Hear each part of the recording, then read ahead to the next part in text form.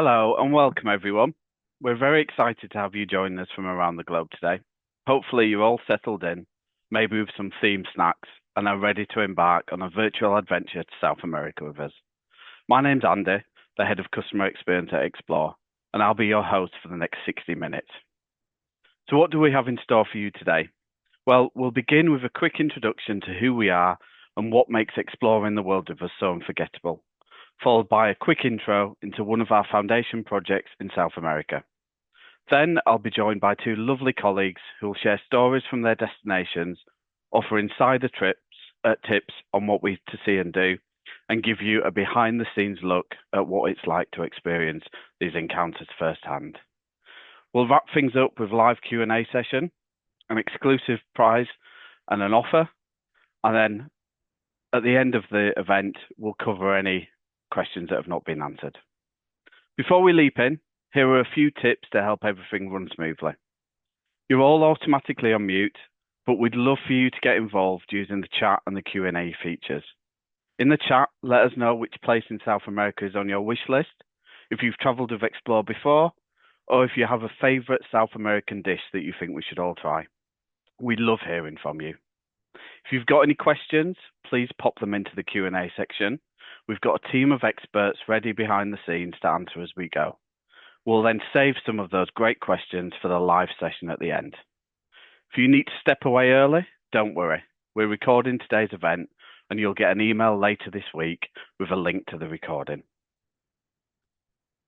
Before we head into the destinations, a quick intro for those of you who might be new to Explore and to talk about who we are.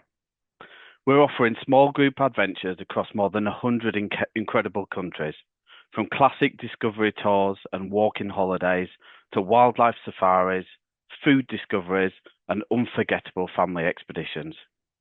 Our trips are designed for travellers looking for meaningful and immersive experiences. We're also excited to introduce our latest collection, Explore Upgraded. It's everything you already love about an Explore adventure with that extra touch of comfort. Think upgraded hotel stays, added ease, and a little indulgence after a full day of exploring a new place. So why would you travel with us? We think it's all about how we do things a little differently. Travel isn't just ticking boxes to us. We want you to uncover hidden gems and believe in truly experiencing a destination, not just observing it. That means meaningful moments and spontaneous detours that can't be planned or replicated. Our tour leaders are at the heart of what we do. They use their local knowledge and strong community ties to unlock experiences you'll never find in a guidebook. And of course, they're there to make sure every detail runs smoothly from start to finish. Our small group size is on average 11 people, so it's perfect if you're looking to meet fellow curious travellers, but also dive deeper into the heart of a place without feeling like part of a crowd. And finally, sustainability is at the core of everything we do, and we only work with local partners who share our values and are also committed to make a positive impact everywhere we take our travellers. We've received FIFO's Platinum Trusted Service Award again this year, with customer ratings consistently over 4.5 out of 5. And we're also a proud B Corp company, which leads me neatly onto the next slide. The Explore Foundation is how we give back that little extra to the destinations we visit. The foundation is a registered charity run by a board of independent trustees. And when you travel on an Explore tour, we make a small donation on your behalf. The money raised supports grassroots initiatives that empower people and create opportunities and support nature. We've recently supported the wonderful EAS Peru project because high in the Peruvian Andes, on the shores of Lake Titicaca, many Aymara communities still struggle to access safe, reliable drinking water. Though new solar-powered water systems have been installed in recent years, many have fallen into disrepair because there are no trained local technicians to maintain them. The Explore Foundation support has funded the training, equipment, and materials needed to empower 10 new community technicians who will serve 747 families around 3,000 people across 4 different villages. There are still many more communities that don't have access to safe, clean water, a fundamental basic need. So if you want to help us train the next lot of community technicians, this handy QR code will take you to the Foundation's website, where you can make a donation and empower Maori communities. I'm absolutely thrilled to be joined today by 2 of our amazing product experts, Vonnie and Chris. Not only will they be sharing their thoughts and stories throughout this presentation, but they'll also be part of the team answering your questions behind the scenes throughout the event. And we'll be bringing them back for our live Q&A at the end, so you'll have the chance to hear even more from them then. For now, I'm happy to hand over to Chris, who will give you a quick overview on the continent to set the scene.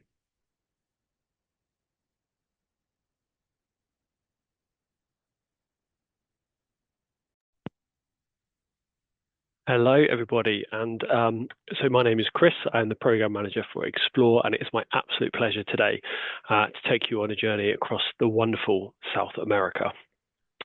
So across the continent, we've got 33 tours operating in 7 countries and many more in Central America, I should say. But today we're going to focus on 3 of our best-selling trips that we feel offer a good cross-section of the sort of experiences you could expect from a trip to South America. We're going to focus on today Colombia, Peru, and of course, Argentina and Chile. So without further ado, let's move on to our first trip in Colombia.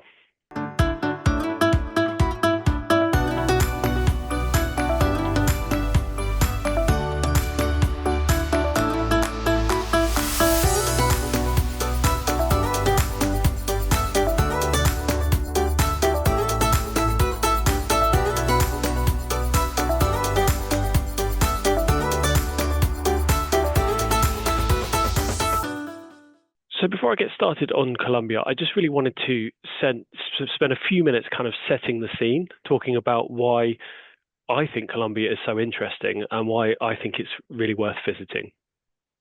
So first of all, geographically, it's a fascinating place. So Colombia straddles the equator, with the Pacific Ocean on its west coast and the Caribbean Sea to its northeast. And it's connected to continental North America by a strip of land that's known to be some of the harshest, thickest, most inhospitable jungle on Earth, of course, the Darien Gap. And then cutting its way through the spine of the country are the Andes.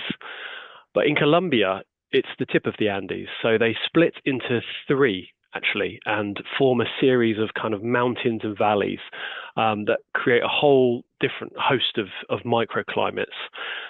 For example, it could easily be 10 degrees in Bogota and 32 degrees with 95% humidity in Cartagena on the coast, on the Caribbean coast.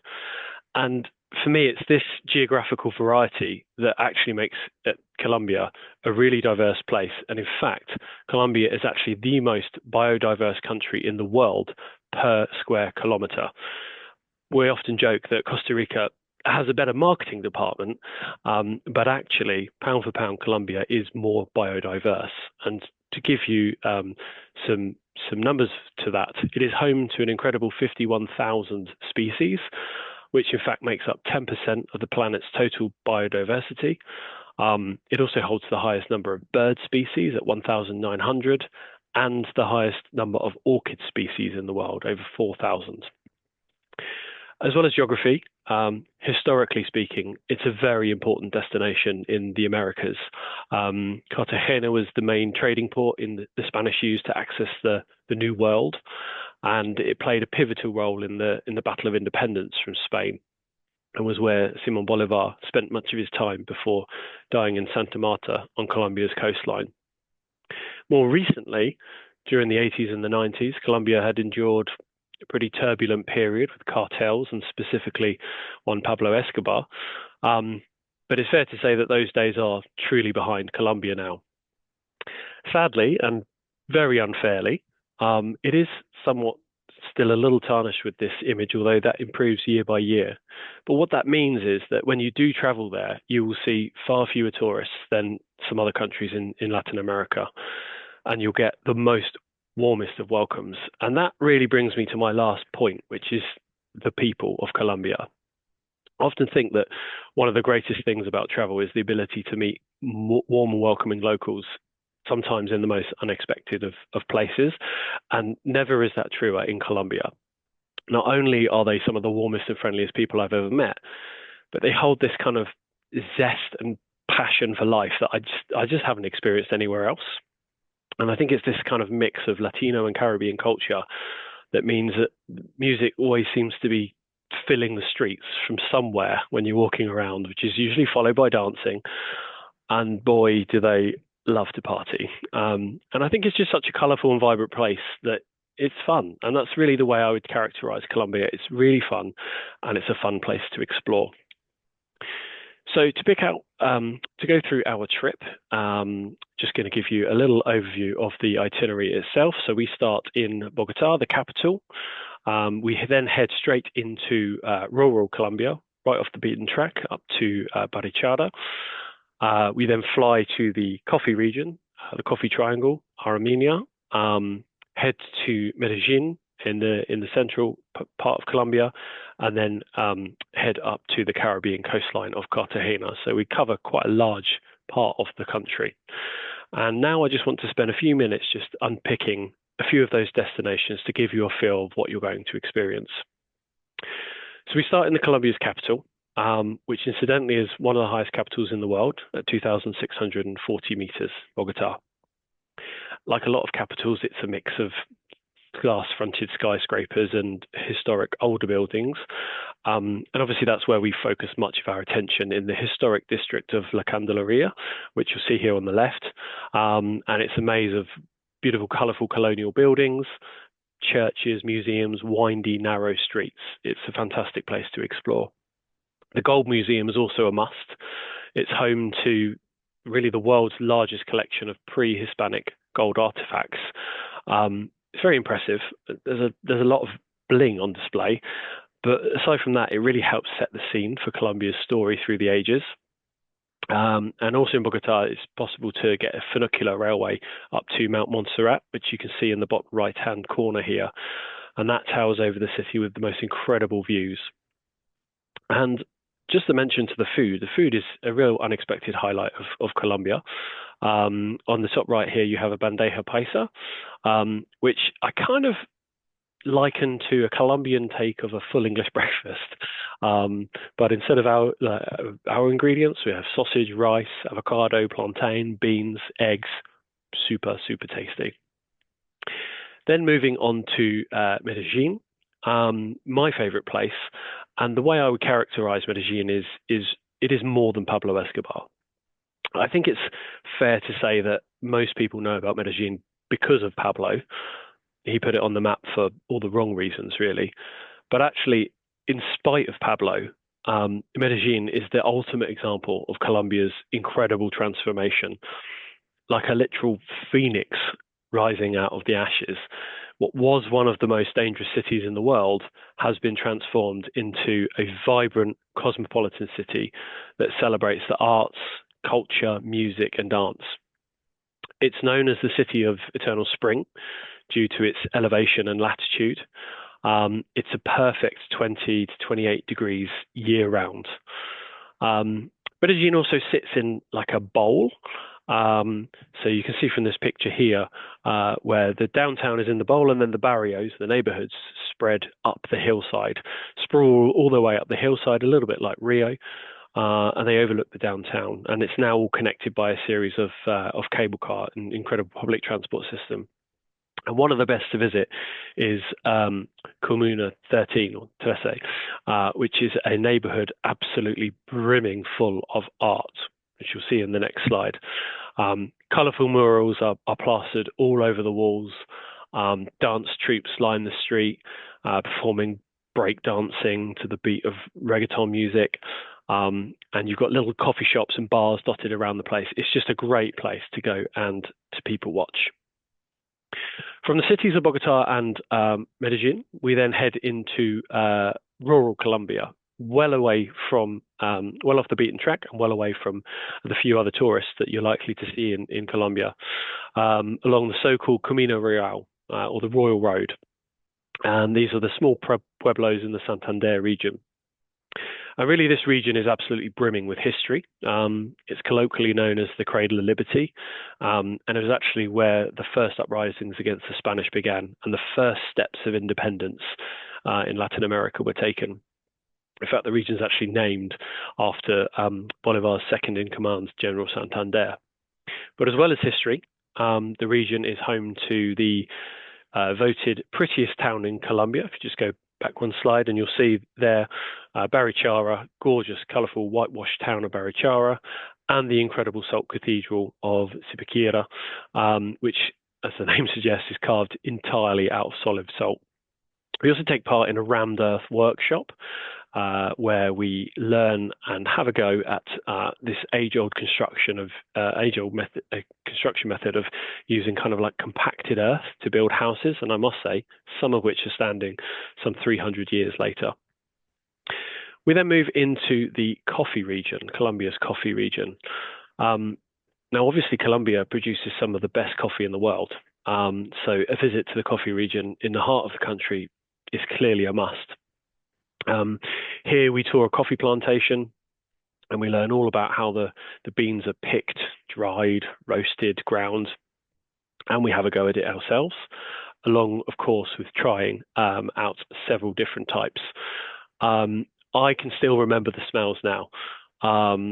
Incredible. Along with, I have to say, my heart beating out of his chest for several hours after all that incredible coffee. But it's not just coffee here. We also visit the Cocoro Valley, which is known for its huge towering wax palms, demonstrated by myself here. But then they really are quite incredible, and it's just a beautiful place to spend a few hours walking in this kind of cloud forest-like environment. And we spend a bit of time navigating through the environment in traditional Willys Jeeps, which is really, really fun. And it's not complete with a visit to the cobblestone streets of Salento and trying our hand at the uniquely Colombian game of tejo, which I would really liken to lawn bowls, but with gunpowder. So you can see here on the bottom left, you sort of go down into the sort of a basement of a bar. You get given a beer, a big lead weight, and you can see here in the bottom left, you've got this kind of clay pit that's inserted with these gunpowder targets, and essentially you just lob the weight at the gunpowder target, and obviously if you get the target, bang, tejo. It's really, really, really good fun. And then on to Cartagena. So Cartagena is probably the busiest city in Colombia in terms of tourism. Go to the next slide, please. On account of the accessibility for cruise ships from the Caribbean. But for me, it's also the prettiest city in Colombia. Like many tales in Latin America, Cartagena's story was forged from gold. The city was kind of the jewel in the crown, if you like, of and the main port for the conquistadors, where they used to ship all of the treasures they'd plundered back to the mainland. And with so many riches kind of passing through the city was very, very wealthy, and it's completely encapsulated by these thick city walls, which still stand today. And inside those walls are these beautiful, huge, colourful mansions, elaborate municipal buildings, and as you can see there, incredible churches. But the city's history was also deeply intertwined with the transatlantic slave trade, as well as cementing itself in history by becoming the first Colombian city to declare independence from Spain in 1811. And that would ignite the independence movement all over South America. Really, it's just a great place to spend a few days kind of walking the city, soaking up the scenery, and this kind of melting pot of cultures that Cartagena is known for. And at night, the streets just come alive. You have this champeta music that's local to Cartagena. It's kind of Caribbean-influenced Latin music, and it's a great place to just sit down, have a couple of cervezas, and just watch the streets sort of buzz with life. Just wanted to also quickly mention accommodation on this trip. So this trip, we have 7 nights in comfortable haciendas, 6 nights in comfortable hotels. So all at the comfortable level, which we grade to be 3-star European equivalent, with ensuite rooms and things like air conditioning. But actually, some of the accommodation we use on this trip is really nice, as you can see in Medellin. It's a nice four-star property in a nice affluent area with a rooftop bar and incredible views of the city, as you can see. In the countryside, we're staying in these beautiful traditional haciendas, very characterful and kind of reflective of the places we're staying, often smaller and family run. And in Cartagena, we stay right inside the walled city, so the best place to explore from. If you are looking for a bit more comfort, though, I've just recently launched a new upgraded trip to Colombia, where you're able to take in the highlights of Colombia over 8 days, while staying in a hand-picked selection of boutique hotels and premium properties. So that's Colombia in a nutshell. Hopefully I've done it some justice in the 15 minutes I've been talking, and I've put forward a good case as to why I think it's really worth visiting, and just generally an awesome experience to one of the lesser visited Latin American countries. And I'll now hand you over to my colleague Vonnie, who will take us on a journey through Argentina and Chile.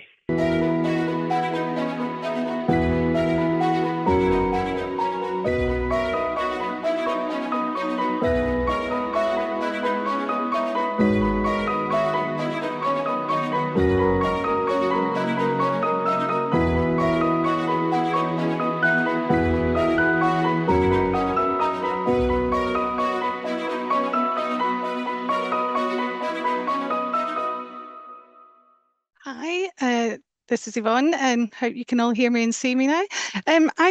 Thank you very much, Chris, for a wonderful introduction to Colombia. I have been there, but that's made me want to go back very much. I'm very excited. I now have the next 15 minutes to share with you about a different part of South America, about the southern tip of South America, and very different and very contrasting to Colombia, what Chris has just ran through. I was very lucky to do the PA trip, and when I'm going to share this experience with you over the next 15 minutes. Argentina itself, quite an incredibly vast, it's actually, believe it or not, the 8th largest country in the world, which a lot of people get quite surprised by. It's 2,000 miles long by nearly 1,000 miles wide, so it makes it very big. And it's the second largest country in South America after Brazil. It has, for that same reason, it has 15 different ecosystems throughout. So it was what we would call a country of contrasts. You have the vast plains in the north, and then you have all the absolutely stunning glacial cut landscapes of the south, which is what I'm going to be talking to you in the next 15 minutes.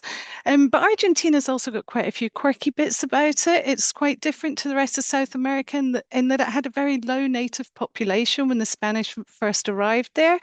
And actually today's population has still got some of the native groups, but 95% of the population of Argentina is actually from European descendancy, mainly the Spanish, but also Italian and Germans as well. So it does have quite a different cultural feeling to it as well.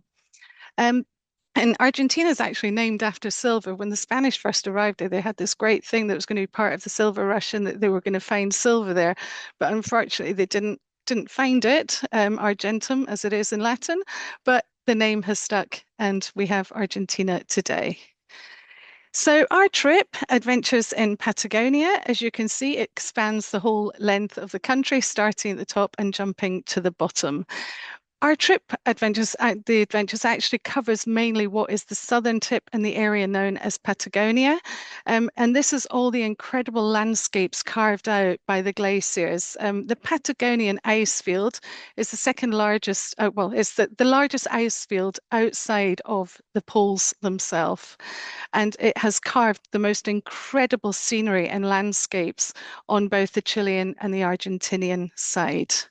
It has a lot of history in the area as well. Hence, what I actually find quite funny when you're talking about Argentina, most of the places in the south of Argentina, in the Patagonian region, which was explored, discovered, mapped out, most of them are named after important people in history as well. And one of the most important periods is in history was when in the early 1800s, just after independence, when the Argentinians were mapping their own country and they were naming it and going down. And one of the famous ones is Francisco Moreno, known as Perito Moreno, which the glacier is now named after. And while he was doing this, he started the foundation in the early 1800s of the national park system in Argentina.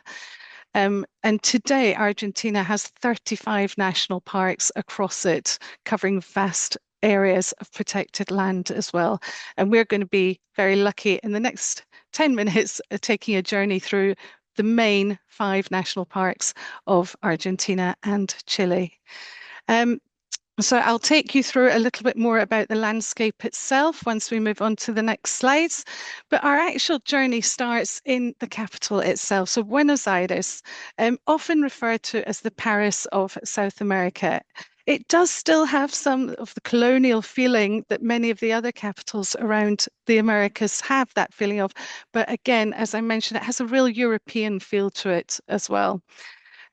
We spend a couple of days in Buenos Aires itself, just exploring. And one of the most beautiful parts of Buenos Aires, which I definitely love, was La Boca, which you can see the picture of in the left-hand corner here. La Boca was actually, it came from when the Italian immigrants came across, and this was a working neighborhood. So this was one of the poorest neighborhoods in Buenos Aires at its time. And over the last 20, 30 years, it's become very popular and the place to be seen. It's very colorful, it's full of bars and cafes, and it's also a place where you can just sit, chill out, have a coffee, and suddenly you will have some dancing in the streets. And that's the great tango. The birthplace of tango is Buenos Aires, and it is everywhere. People dance in the streets, and it is so amazing to watch. We'll spend some time exploring La Boca, and then we'll also explore some of the government buildings and the city centre before then ending out at the San Telmo, which is the market area of Buenos Aires as well. It has some incredible antique markets which you can visit. But we've also allowed for some free time in Buenos Aires. I think one of the main things that everyone wants to see when we go into Buenos Aires is the place of the burial of Eva Perón, one of the most famous characters to come out of Argentinian history. You have time, your tour leader will help you get down to the Recoleta Cemetery. I refer to it as a city in a city. It is enormous. And although Eva Perón is the most famous personality that we would know that was buried there, just wandering, it's almost like streets. You'd be amazed at the amount of famous Argentinian people that are buried in this cemetery. So definitely worth a visit. And also, you wouldn't be visiting Buenos Aires without a visit, an evening night out to the tango and dinner.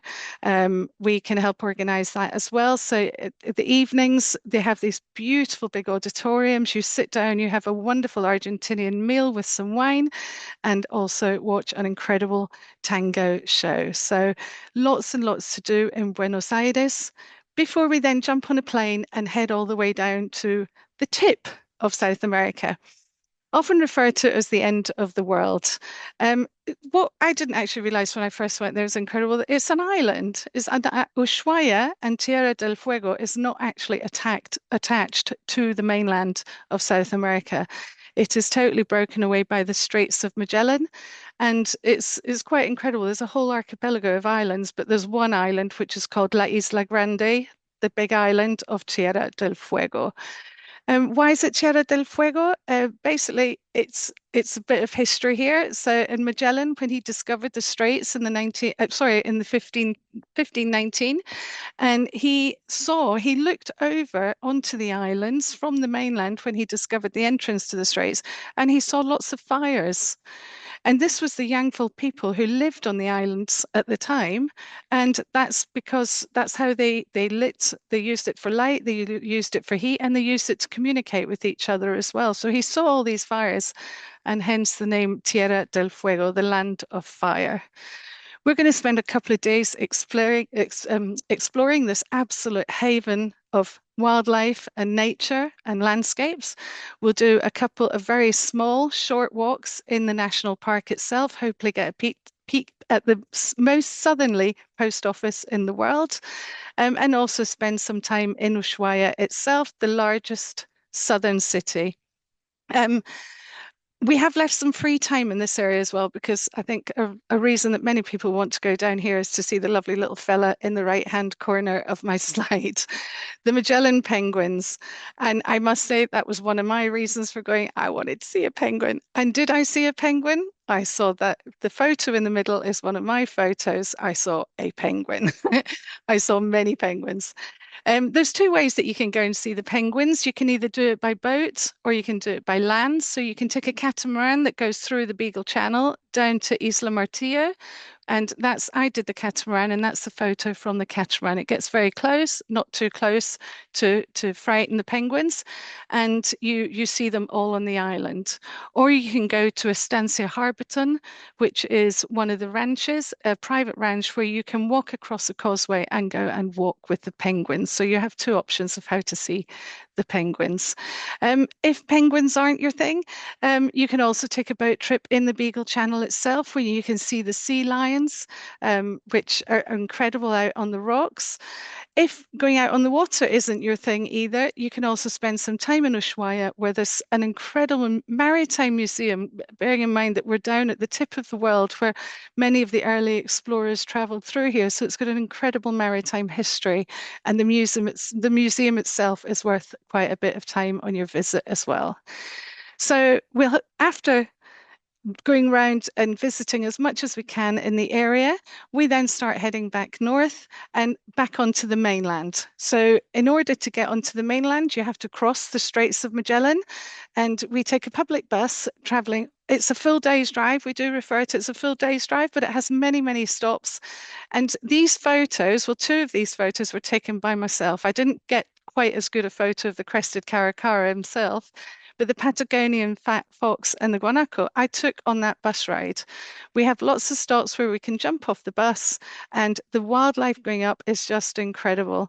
I'm going to compete with Chris's 1,900 birds here. Argentina has over 1,000 clock birds as well, so you do get a real variety again from the mountains to the coasts. And then I'll tell you a little bit more about the tropical rainforest as well in Iguazu when I talk about that.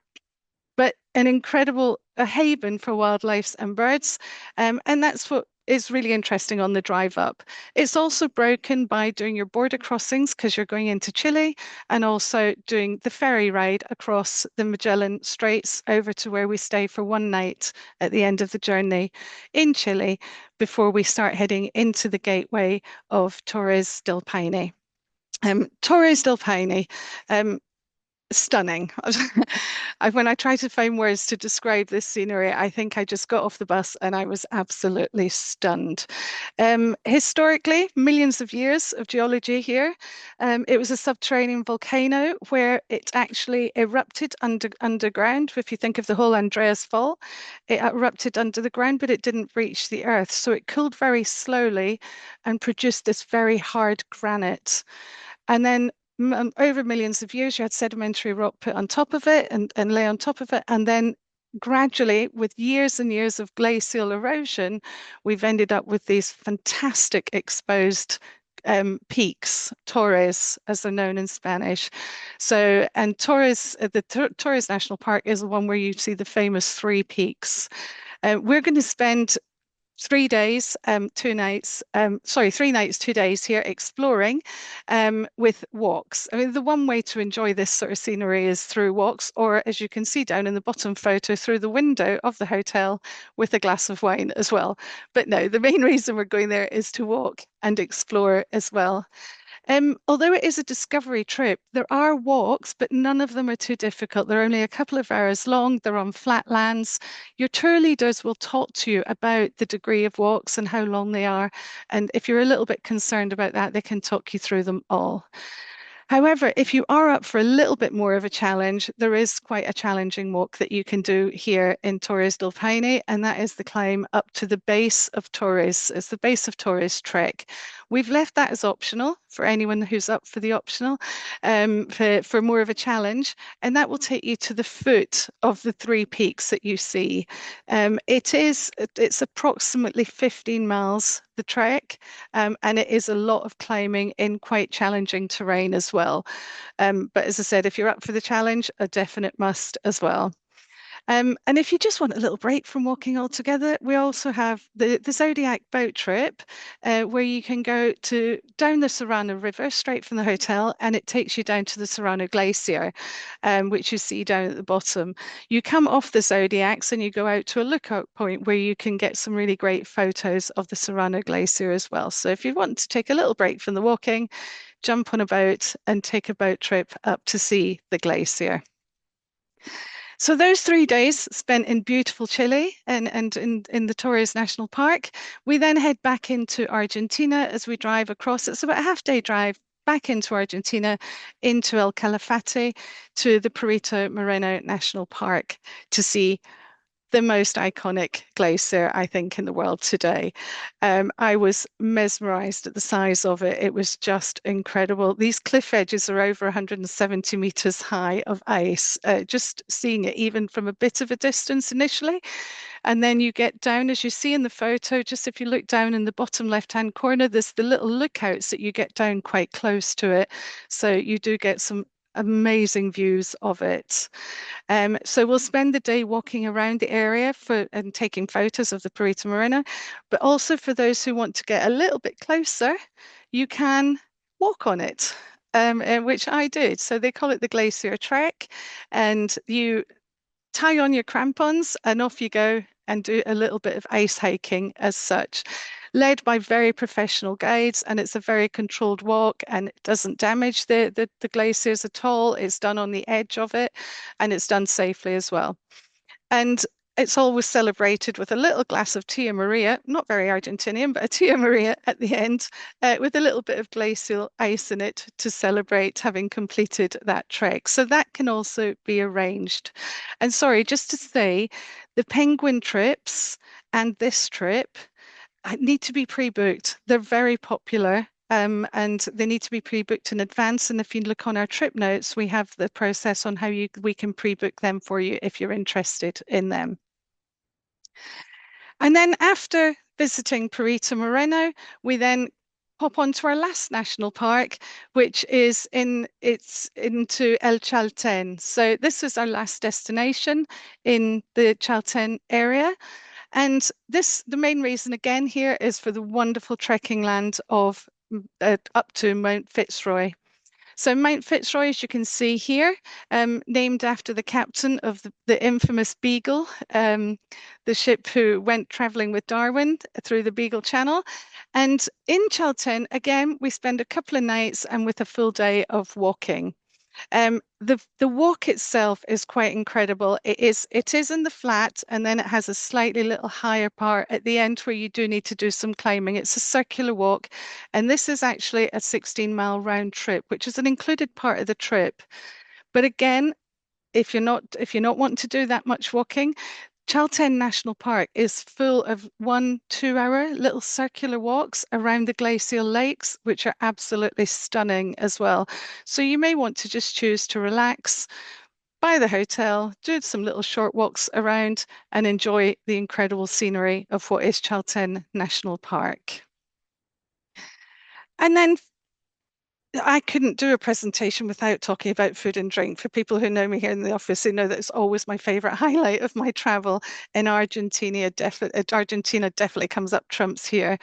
The whole cuisine of Argentina is shaped by its landscape itself. So obviously, it's got the big altiplanos, which is all perfect for the cattle grazing and sheep farming as well.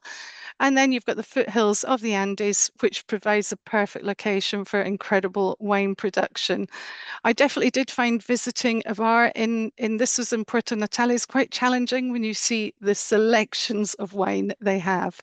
But there will definitely be some opportunities for drinking a little bit of Malbec, as you can see above, from a penguin wine pourer. um, but yes, the wine, absolutely amazing. And of course, the infamous asado, the Argentinian beef. Well, you can. I don't know. I eat beef here in the UK, but I just don't think that anything could beat the asados that I had in Argentina. Um, Also part of the very local speciality. I call it, it's their version of a Cornish pasty, but they're better known as empanadas, stuffed with beef as well. I don't want to put the fear of life into vegetarians here, because I suppose it's a lot about it. They are the biggest meat-eating population in the world. Obviously because it all comes from there. But there are vegetarian restaurants. You can eat vegetarian food. They do vegetarian empanadas, which are absolutely delicious as well. So there are very good opportunities for vegetarians traveling on this. So I'm sorry to any vegetarians on the call, but meat is one of the most popular dishes in Argentina. They also have a bit of a sweet tooth, and the top picture is something that's called an alfajor. The alfajor is basically, it's like a shortbread biscuit filled with a really sweet sort of carnation milk, but it's toffee. And then you get coconut or chocolate round the side of it. It's just heaven in heaven on a plate. If they're ever brought into the office, we fight over them because they're so delicious. And of course, that can be washed down with a little bit of Argentinian wine and a glass of mate. For those who don't drink wine, mate is a herbal tea, an energizing herbal tea, very popular throughout Argentina. Finally, I just wanted to quickly touch on what I mentioned earlier is if you're going to travel halfway across the world, make it worth your time and add a little bit on. So we have the Iguazu extension, which is a 3-day, 2-night extension, which you can add on to the end from Buenos Aires. It's a quick flight up to the falls. You do a half day at the Brazilian side and then jump on to the Argentinian side and spend a full day exploring on that side. On the Argentinian side, you get very close and comfortable with the falls, and it is a full day. There's so much to explore on the falls. And then you fly back to Buenos Aires where the tour ends. 14-day trip with 13 days in very comfortable hotels. Best time to travel, October to March. And also very good time for seeing the penguins. But also while you're out there, and make it a little bit longer, and you can add the 4-day extension to Easter Island, which can also be tagged on to your Patagonia and Iguazu trip as well by just jumping over to Santiago de Chile and taking a flight out to Easter Island. That's it from me. I'm going to pass you back into the wonderful, capable hands of Chris, who's going to talk through Peru with you. Thank you.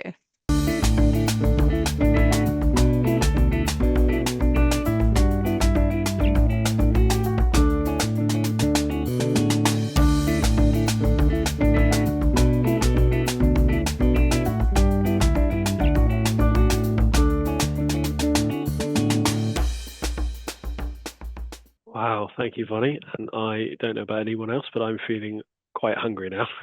That sounded incredible.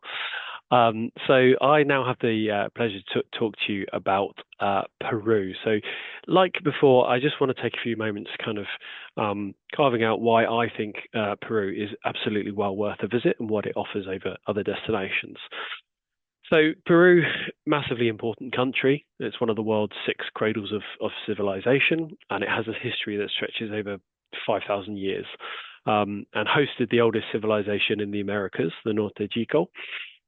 And as well as the Nazca, it was, of course, the Incan Empire that put Peru on the map, so to speak, with their organized society, complete with road systems and amazing engineering. They really made them the dominant force in South America until the arrival of the Spanish. Much of this history will be seen and referenced throughout the trip, of course, culminating in the Incas' jewel in the crown, Machu Picchu. But in 1532, that all changed after the arrival of the conquistadors, as the Incan Empire was wiped out and Machu Picchu was lost to the world. And then Peru served as a seat of Spanish power for nearly 300 years as a viceroyalty before it gained independence in 1821. So anybody with really the vaguest interest in history will find they are pretty well catered for, as Peru is just a fascinating place to visit. But alongside history, the geography of Peru also makes it a fascinating place to visit, with 3 pretty distinct zones. Of course, the Andes forms the literal backbone of the country, running up through the center of the country from the border in the south all the way up to its northern border with Ecuador. And much of our tour will focus, of course, on the mountains, as this is where the key Incan sites are. To the west of the Andes, we have the dry coastal strip where the land meets the Pacific Ocean that contains Lima, Nazca, and Paracas. And then to the east of the country, the mountains give way to vast swathes of thick jungle, which of course is the Amazon rainforest, home to over 40 different indigenous groups and a host of incredibly diverse flora and fauna. And in terms of getting around, the tourism infrastructure has really matured in Peru over the years, meaning it's a relatively easy, safe, and comfortable place to move around.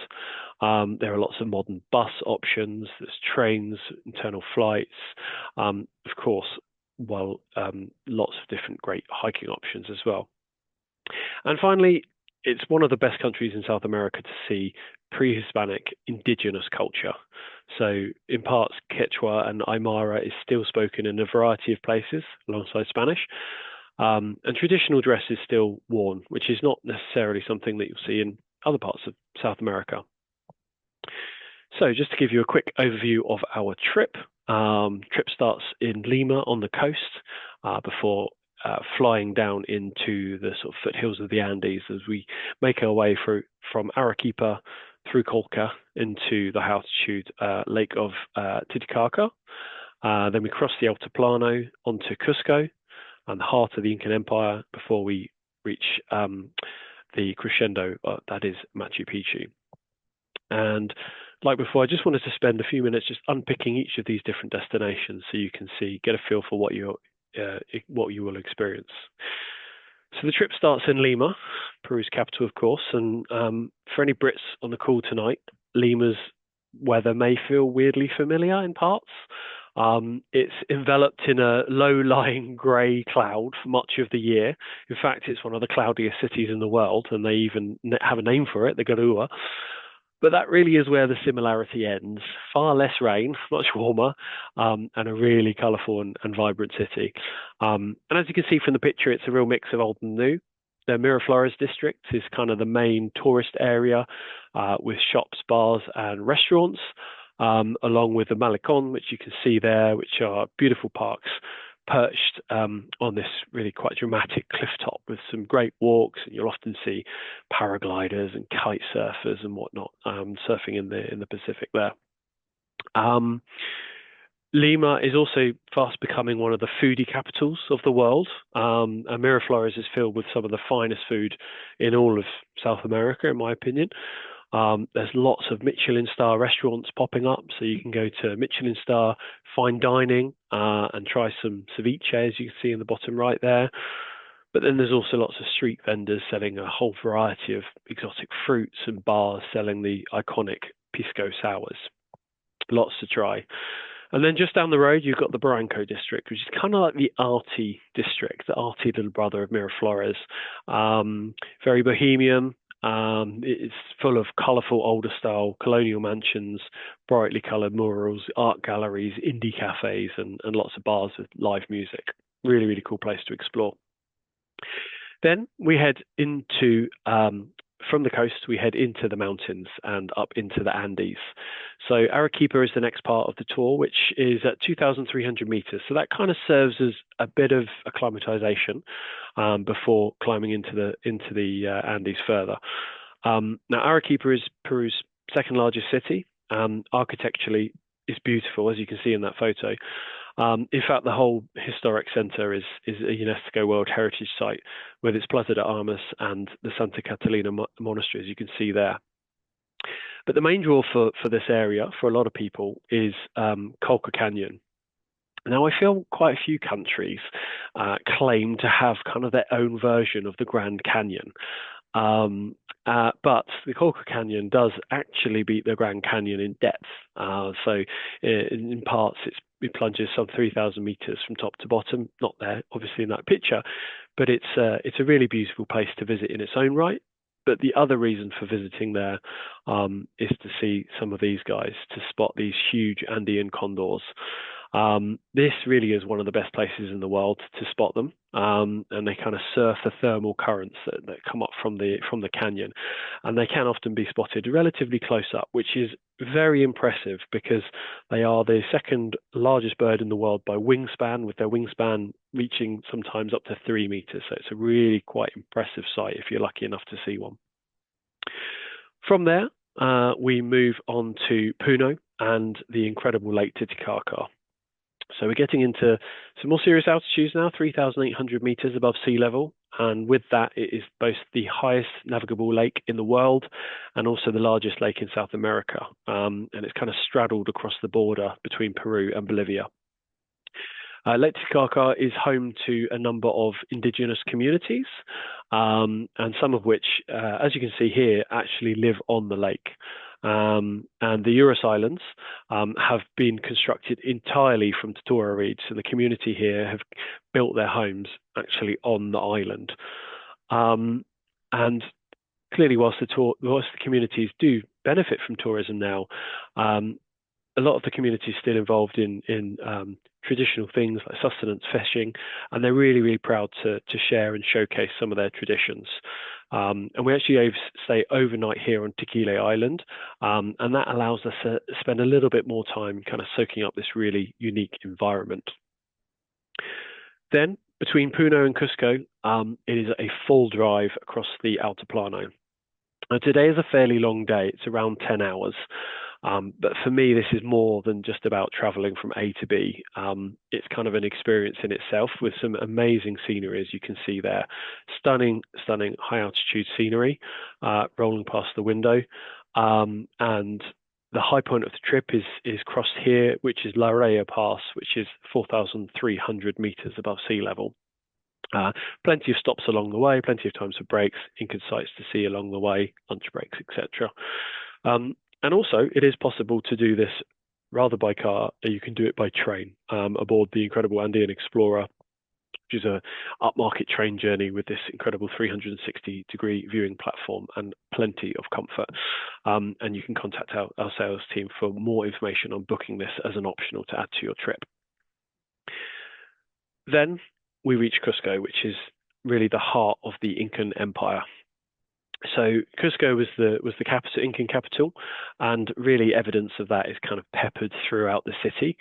I describe it as a mix of big Incan stonework and then the more kind of traditional Spanish colonial architecture.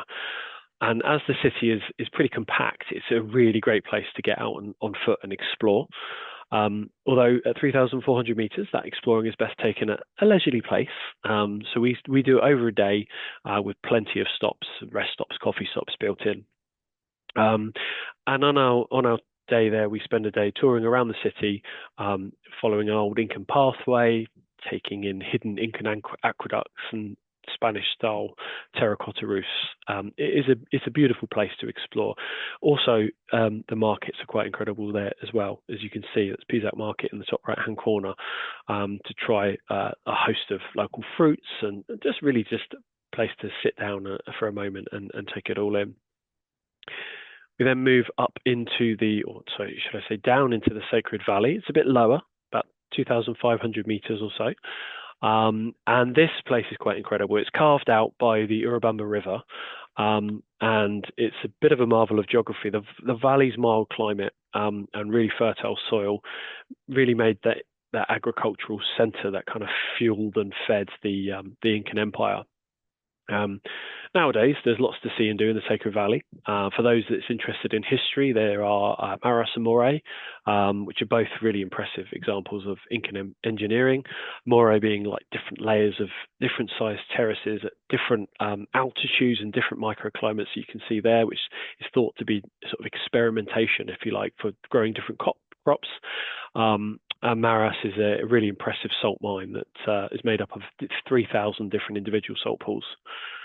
For those that prefer to be active, there's lots on offer. So it's possible to try stand-up paddleboarding or kayaking in the lagoon, or take a day trip out to Rainbow Mountain, which, as you can see in that bottom left-hand corner, is quite an incredible sight. But I will say, over 5,000 meters.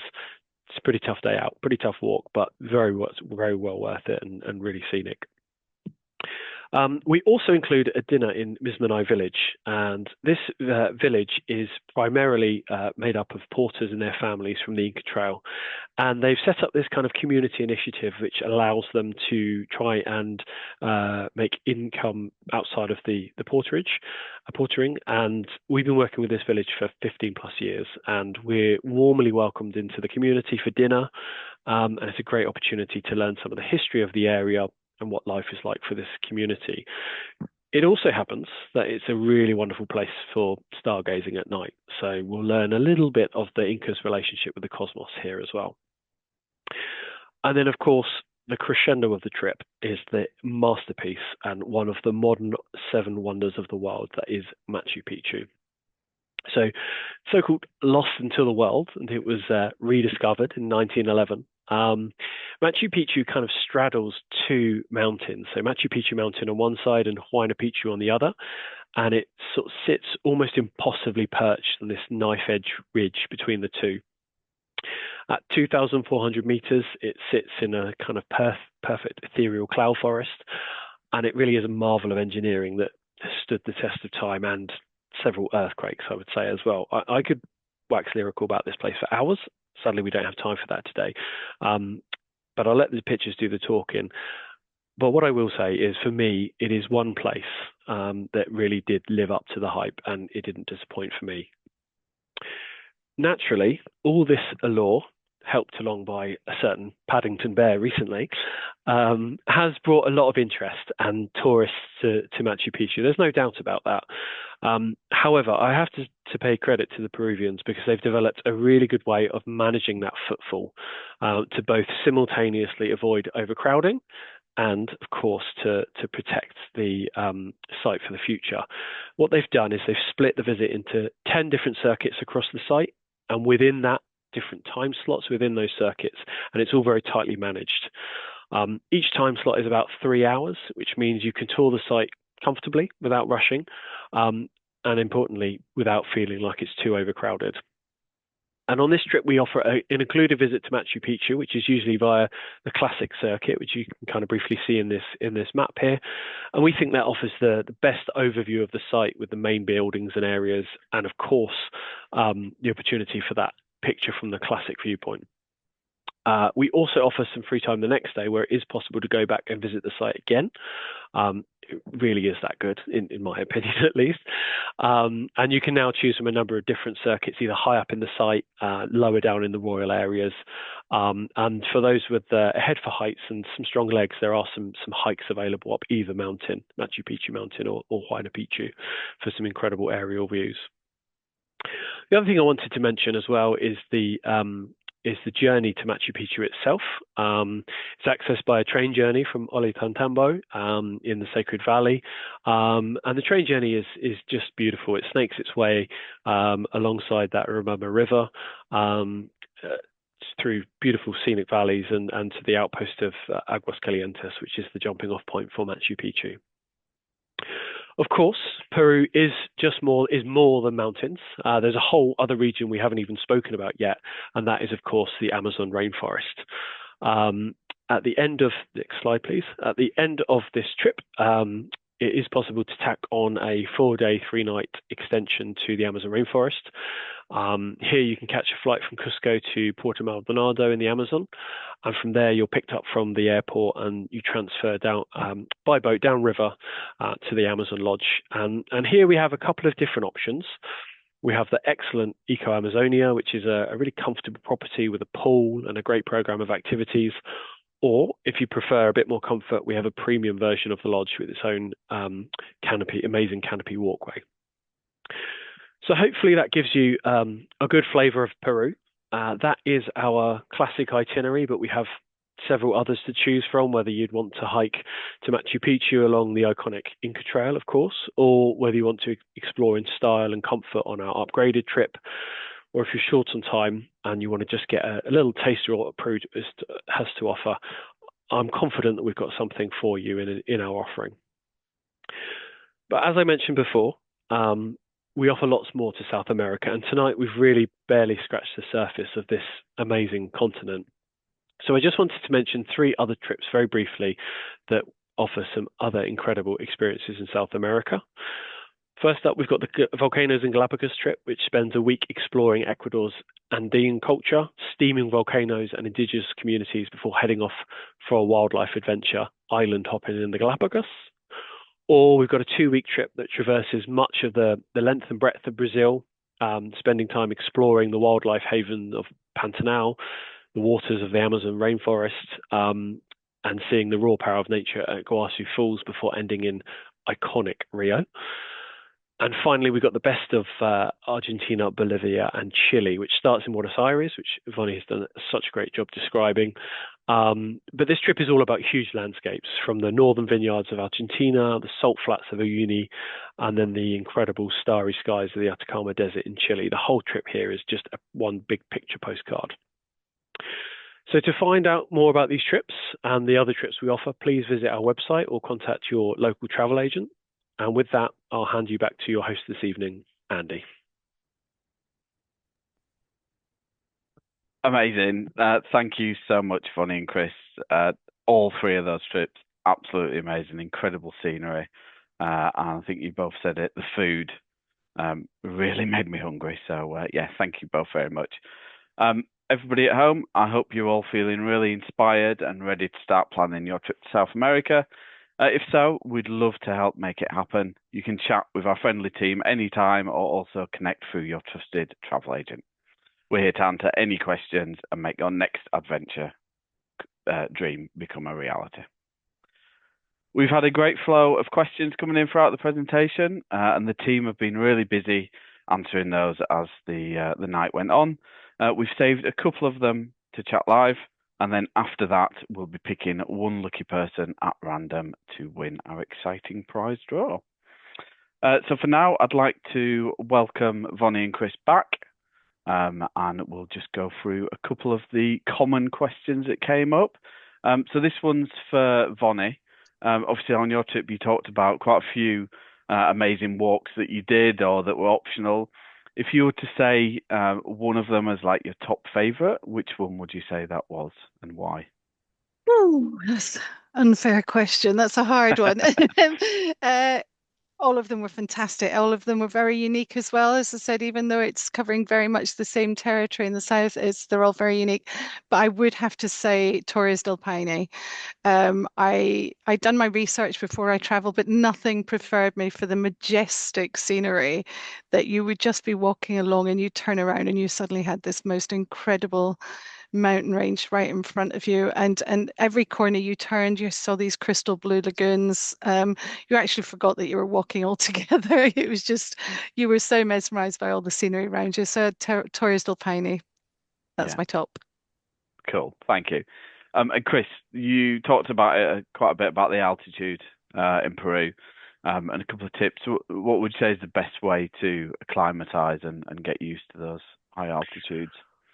Well, the trips have all been designed with altitude in mind, especially in Peru. So we kind of have these trips independently assessed with a medical team. So we run through and really think about the acclimatization when we put these trips together. But really, I guess my top tip is just to take it easy. A lot of the time is to take it easy. Don't plenty of breaks, no running certainly, but just and that is really something that our tour leaders are really, really good. In Peru, they swear by the coca tea, so you'll see that everywhere. Tea made with traditional coca leaves, which is not it's unprocessed coca leaves, should I say? And they will say that they believe that does also help with helping with the effects of altitude. Cool. Thank you. There's still some questions coming in, so the team are still busily answering those questions in the Q&A. If we've not got to yours yet, then we will, and we'll also be sharing some of the most frequently asked questions and answers with the event recording when we email it out. Next up is our prize draw. One lucky winner will win some Colombian coffee to get your day started the best way. We've selected one of you at random, and the winner is Jane Hockley. Congratulations, Jane. We will be in touch via email to get your prize sorted and sent out to you. If you've enjoyed our digital event and would like to see some more, we've got you covered. Our next adventure is on the 28th of April, and it will lead us to some of our current favourite destinations in Asia. Mongolia, the Stans, and the northern Philippines are waiting to be discovered. Sign up now to make sure you don't miss it. Thank you everyone for joining us today and getting involved in the Q&A and the chat. It's been a great pleasure to see the conversations and the excitement for these tours and the plans that you've all got for the future. Keep an eye on your inbox over the next few days for an email with the event recording and a quick feedback survey. We'd love to hear your thoughts. I hope you've enjoyed the journey, and until next time, goodbye and happy travels.